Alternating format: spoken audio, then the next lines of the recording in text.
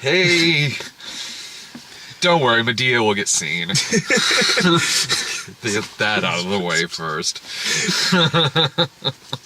That's now replaced. When are you guys gonna go see Shin Godzilla? It didn't come to Springfield. Really bums me out. I know, same here. We'll see it eventually. It just never came to Springfield. I mean, what, it had like a very limited release. Oh, but we got Kirk Cameron's Revive Us. And Barbie's Starlight Adventure. You know, you can't always get what you want. I as well love the Rolling Stones. Been cracking out that Big Chill soundtrack. You know, yeah. Where's my Smokey Robinson CDs? I don't know, I get the Big Chill soundtrack. Close enough. So before we get into the movie that we both saw, I'll spend about 5 or 10 minutes talking about the movie I saw earlier. It really worked out that both movies actually turned out really good. Because we were talking last night at Taxi Driver, and I was like, well, there's Ouija and Jack Reacher tomorrow. Which one do you want? And you know, I was like, whichever one's like earlier or later, like, doesn't matter, just whichever. These are both movies I would have equally have gone to see. Yeah. It'd been the real bitch if like Ouija turns out really good, but Jack Reacher turns out terrible. I would have felt really bad, like, yeah, if it had been like, it's like, yeah, put me down for Ouija, and then it sucked, but then I hear from you later, it's like, ah, man, you should have stuck around for Jack Reacher. So good. And now let me tell you about this horrible decision you made in detail. Spoilers. Man. Shit. Ouija is really, really good. And we were talking about this a little bit before Jack Reacher. Like, I'm hard pressed to think of a follow-up movie that is as ridiculously better as Ouija Origin of Evil is than the first one. Like, I know I can think of, like, sequels that are better than the first one, but that the first one is still fine, but the sequel is maybe better. But this...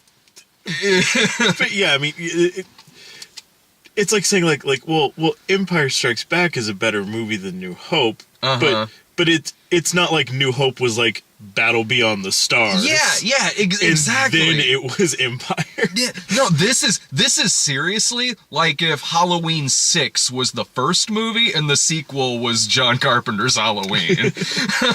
Like, that is the radical... But that's not the order you're supposed to watch. I always start with 3 first. I feel alright in doing Legitimately, that. There's a case to make that. Yeah. What's funny about that is the first Halloween movie I saw was the second one, so I felt like I needed some catching up in the first 5 minutes. It's like, this just jumped right in.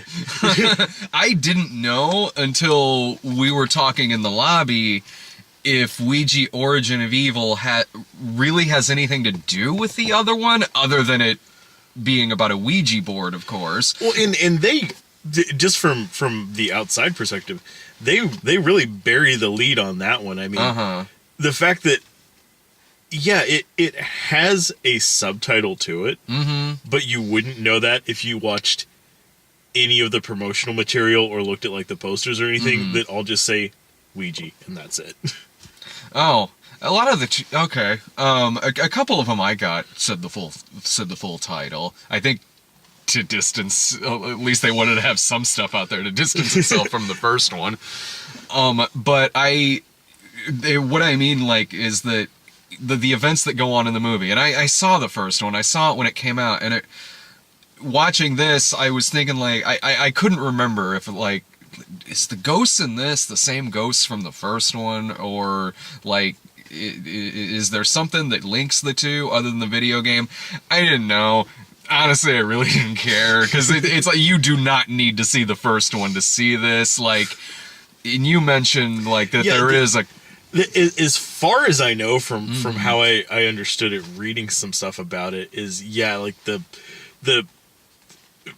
people in this one are supposed to be, like, the spirits or whatever that are like trying to attack them, and like the first one, like it's, as far as I know, that could be wildly off base, but as far as I know, that's how I understand it. You don't need to have seen, like, it has as much. You need to see the first one to see this as much as you would need to see, like, fucking Ouija Experiment on Netflix in order to go see this movie. I have seen that movie twice now. I was with you the second time you saw it. I didn't need to see it either time. Still haven't seen the sequel yet. I wonder if it's any... I wonder if it's drastically better.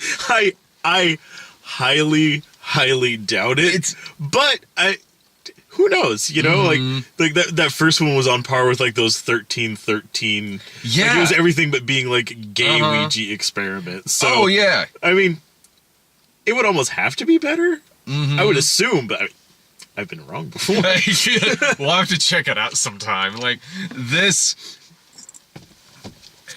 I can't stress enough how much better the quality of this film is. I really can't. It is like if, like, oh, they released a sequel to The Apparition and it's The Shining. Like, I can't think of where something was just universally panned and hated. And here and then they do another one and they're like, you know what? Let's get actual filmmakers involved this time. That's like, you can tell from frame one that like the difference in quality is huge. Cause the first one is like just this conveyor belt horror movie just churned out into theaters made by nobody.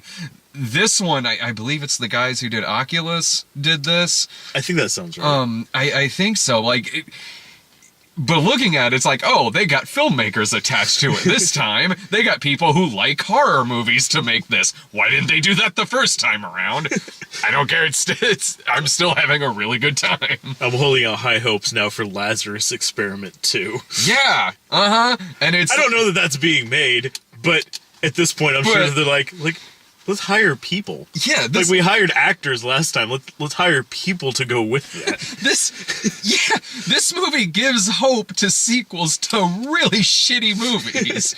It's one of those things that I know that we've talked about once or twice before. Is that like the Conjuring, and by extension, Conjuring 2. Yeah. Fantastically made, very, very well done, very good at what they do. Like The Conjuring was legitimately like, it's like, wow, it's not often in this day and age, and especially for us, like, it's like, ooh, that movie actually kind of gets you a couple times. Yeah. And I remember saying then, like, it wouldn't be such a bad idea if more filmmakers would take a page from that. I didn't think they were going to take the same page and then just write Ouija at the top of it. But there's something to like I don't know, like I like the idea of horror set in the vague, like 60s, 70s, 80s time frame. This takes place in 1967. I mean, granted, a lot of horror films that we grew up on because it was when we were growing up. They all took place in the late 60s, 70s, or 80s. Yeah. And so in my head, that's just where horror kind of belongs in a way, because there's not like, the modern conveniences that, it's like, I don't know, like sometimes like I like when a movie just for no reason happens to take place in like 1985. Just for the fact that if for no other thing, like it could take place currently, but there's not like cell phones and internet access. Like it just makes everything that much harder. Yeah. Like I feel like the events of like things like Stranger Things. Yeah.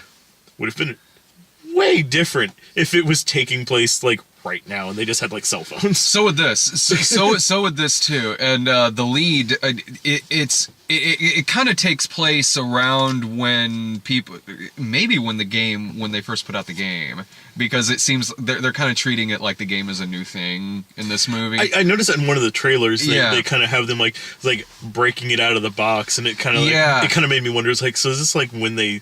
I honestly don't know when they what is it, like Parker Brothers or whoever owns it. Hasbro, I believe. I don't know when they originally were putting it out there, but but yeah, it definitely had like the sort of feel like it's like, ooh, what's this? Oh, this is a Ouija board. Yeah, and it does it really, really cool because like you see and the trailers are really effective. The trailers did sell me on the movie.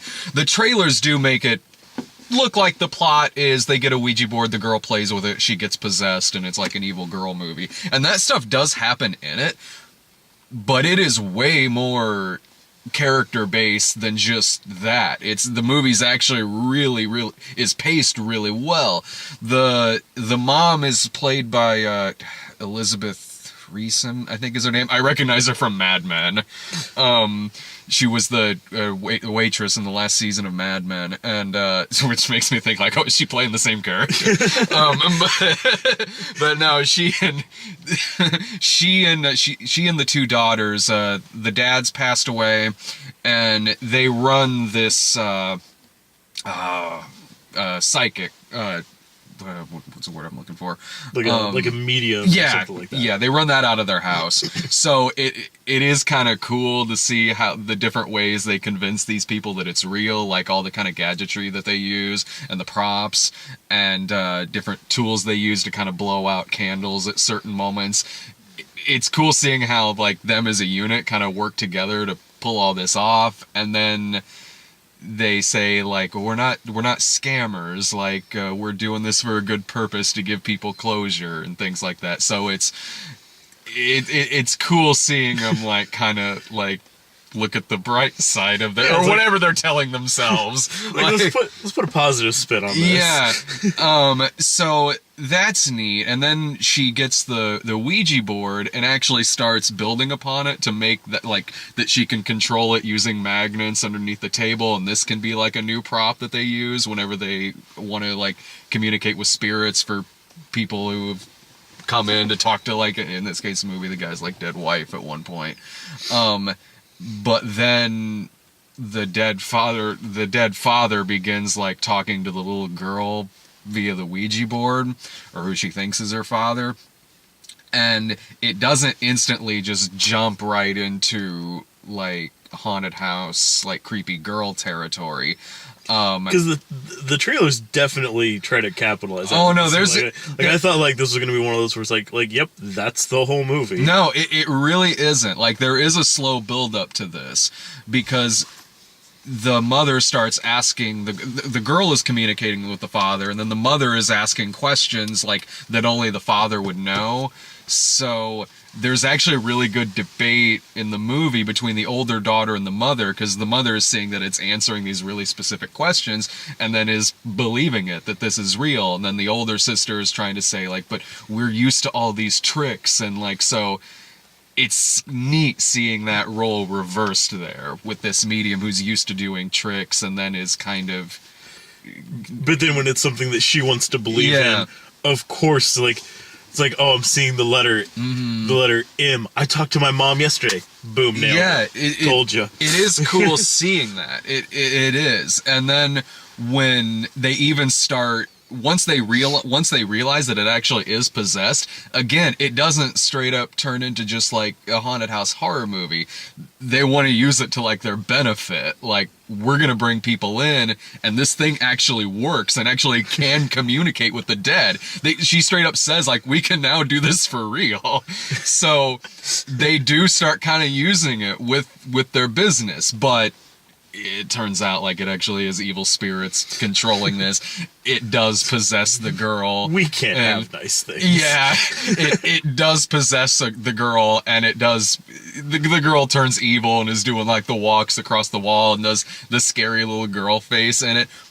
But it is effective because it's got a good build up to it. Like you give a shit about like all of these people that are involved. Like even like minor characters have good build-ups. Like there's a priest character in this because they go to Catholic school, and the priest even kind of wants to believe this too because he previously had a dead wife before he became a priest, and that it's interesting seeing all of that, and then them kind of coming terms with like, well, this actually is an evil spirit involved with this situation. Oh, The girl is super good in this. Like, she's great. She has this monologue in it where she's talking to the kid, like, let me tell you what it's like to be strangled to death. And it's out of nowhere. And it is chilling. It's like, I asked how your day was, but I mean, that's cool too. Yeah, that's more or less how it comes up. Like, the older sister, like, kind of breaks away for like a minute or two, and then the little girl's being creepy towards her love interest. No, they really do milk like the evil girl face a lot in it, where like her mouth is just a gape and like the white eyes. It's like, oh, creepy ghost face. Yeah, they do that a lot in this movie, but it does work. It's shot really, really well. So when you see that face off in the distance, just in the darkness, like, I've seen that face a bunch of times in this movie before, but that's still really creepy. The movie, I mean, it's not perfect. There is like stuff in it, like there is like fake out dream sequence in it, but like it does foreshadow something. It does, to give it points at least for kind of foreshadowing something that happens later in the movie. It's still dumb and could have easily been cut out of the movie. Like, you wouldn't have been confused if this like fake dream sequence wasn't in it. So that seemed like a studio note, but this is made by pretty good filmmakers, so they did provide context later on, even if it didn't have to be in the movie. Yeah. It is also a film where in like the last 15 minutes, really just about anything can happen. Like, I kind of wasn't sure what the rules were. Sort of like with Lights Out, even though I think this is a far better movie than Lights Out. Lights Out, I had trouble understanding the rules of what was going on. Yeah, that one, or I mean, to the same extent too, Oculus, from the same people. Like, it's like once you get into like that last little part, it's like yeah, they've been going by set rules so far, and then it's just like fast and loose, just go, throw everything at the screen. That happens here too. Like, some of it's hard to keep track of. Sometimes I can't. Are they in a spirit world right now? Like, I was having trouble kind of trying to figure out the logic of a lot of stuff I was seeing, but it was still well made. Like, it was still like, you know, decently paced, and like the mood was solid even in the last 15 minutes, even if like it really was bumping up into like climax territory here. Like, yeah, okay, we gotta show all of our tricks and like start rattling the chains in the haunted house and things like that. It's a race to the finish. It was, but it was entertaining. Like, there's the part with the boyfriend. There are really good scenes with him and the girl. They have good chemistry. There's a good scene where the mom is like reading the palms on her hand, and she's like, "If you touch my daughter, I'm gonna cut your lifeline short." Like, there's good scenes like that. Snap. Yeah, there's good scenes like that involving this character. But when this character, when it's his final moments in the film, spoiler, it's from doing something really stupid. Like, it is. This isn't a bad character. Like, there are really good scenes involving this character in the movie, and the acting is really totally solid from everybody involved.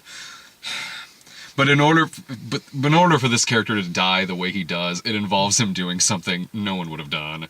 Like, it involves him following the little girl into a dark-ass basement, like sticking his hand through a wall. This is after she gave him the monologue about being strangled to death, like a day or two later or something like that. I'm like, bro, come on. Like, it's like his only crime was being written that he had to die. Yeah. Like, that's why he died, because script. They do a cool thing with his body later on. Like, his body has this kind of funny jump scare, because his body's just like hanging there, but then later on it kind of jumps out. Like, that was kind of effective. Like, it didn't make up for the fact he died in a stupid way. I do wish, you know the part in the trailer where the kid slingshots himself in the face. Oh, yeah. It's a really good part of the movie, but really when it's in the movie, it's what you see in the trailer. That's not really followed up on at all. The fact that this kid just shot himself in the face with a... like, really, that's kind of the end of that? Is that scene? I would have liked... And then he put his eye out with that thing. Yeah, I would have liked a little more of a follow-up to that. And there is, like, a couple of times where the PG-13 kind of hurts it a little bit. There's a part where someone gets their mouth sewn shut, and it is literally bloodless. This was it in the end when there was so much shit going on where I'm really having trouble following, like, what's real and what's the spirit world and why is the sewn mouth bloodless? Alright, PG-13. But, it's not a perfect movie, but it is really solid. Like, it is really entertaining. It is creepy as shit. Like, it is first and foremost about, building up these characters, really giving them a story, giving them personality, giving them a reason for doing everything they're doing in a really non-predictable way. So it is a very, very effective movie. So I definitely do recommend, the movie. I think you're gonna see it. Now watch the first one first, you'll be lost. Well, yeah, see, I gotta play catch up. Did you see the first one? I thought about it a couple times, and then I remember that it was pretty much dog universally panned. Yeah. And then I didn't. Yeah, the first... And then I watched Ouija Experiment again. The good one. Honestly, man, gun to my head, I don't know which one I would fucking rather watch. Ouija Experiment or the one that was... Honestly, Ouija Experiment was probably easier to at least talk during. The one that was theatrical, the one from a couple of years ago, God, fuck that. That was... It's... Again, like I said, I'm hard-pressed to think of something that was so universally bottom of fucking Rotten Tomatoes panned. And then last I checked, this one's got like a 90. Jesus. No, it is, like I said, like...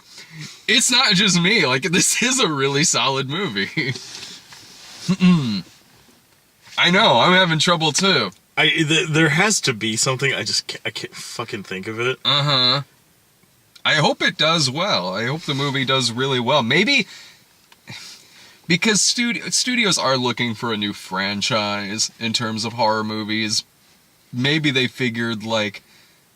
Let's just try again, only this time let's make it good. Let's actually try this. Yeah, then maybe we can get a franchise out of this. It's Halloween. It's a solid, scary movie to go see. It's one of the better horror movies I've seen this year. It's not a perfect movie, but where it counts, in terms of character, plot, filmmaking, whether it's creepy or scary, it does all those things, and it does it well. But is it better than the Witchboard movies? Well, it's been a while since I've seen those. I need to go back and revisit them. There was one of the Slumber Party Massacre movies that used, or maybe it was Last Slumber Party, I can't remember, where they used a Ouija board and they used it with cut up pieces of paper and a shot glass. Shot glass flew against the wall. Ah!